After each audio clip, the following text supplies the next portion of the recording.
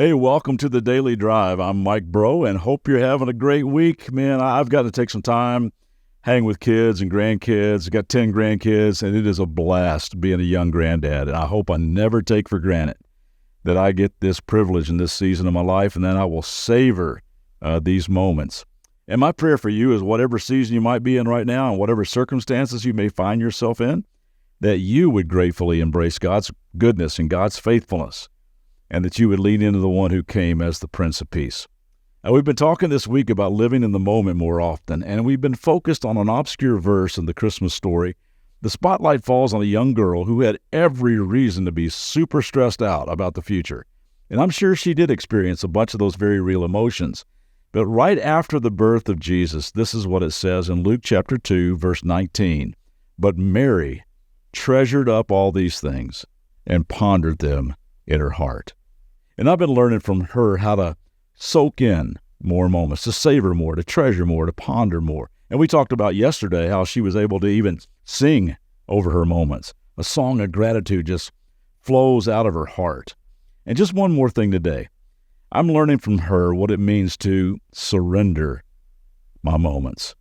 Check out what it says in Luke chapter 1, verse 38. This is after she hears from the angel Gabriel. It says, Mary responded, well, I'm the Lord's servant. May everything you have said about me come true. And the angel left her. I just love the simplicity of that, because I am sure her heart was racing and her mind was filled with all kinds of what ifs. But in the moment, she simply says, well, whatever he wants to do, because he is the Lord and I am the Lord's servant. So I will trust his plans for my life. And she just surrenders to his love and his wisdom. You know, I was 17 when I first did that, surrender. I was a guy that grew up in church, but I was invited to go on a retreat to northern Minnesota with a bunch of people from our church, and I'd never gone on anything like that, but I did because a really cute girl was going, and I wanted to pursue that girl. And I pursued that girl, and I actually ended up marrying that girl.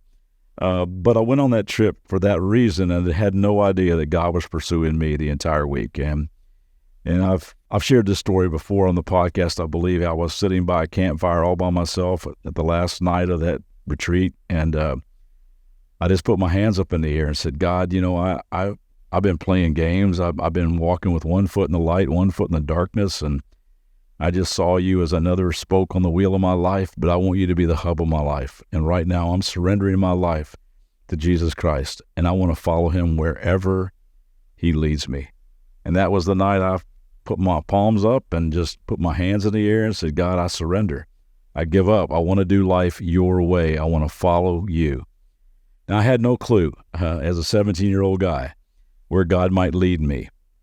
But man, as I look back at all the adventures I've been on, all the twists and turns and unexpected thrill rides of life that he has taken me on, I am so grateful for the places and the people that he, the Lord, has led me to.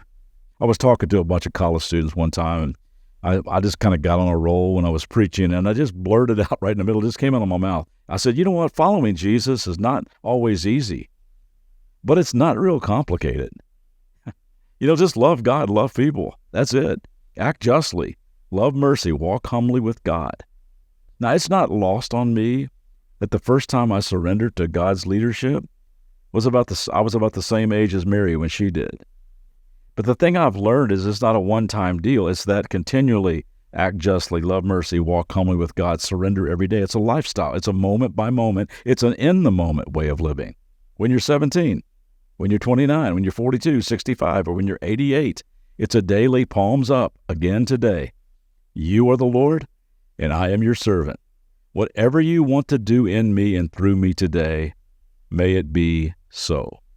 So as soon as this podcast ends, which is just going to be in a few seconds, why not turn your palms up on your lap? Unless you're driving, of course.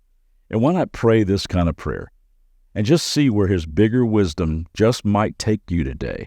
I hope you have a great day, and I'll see you back tomorrow.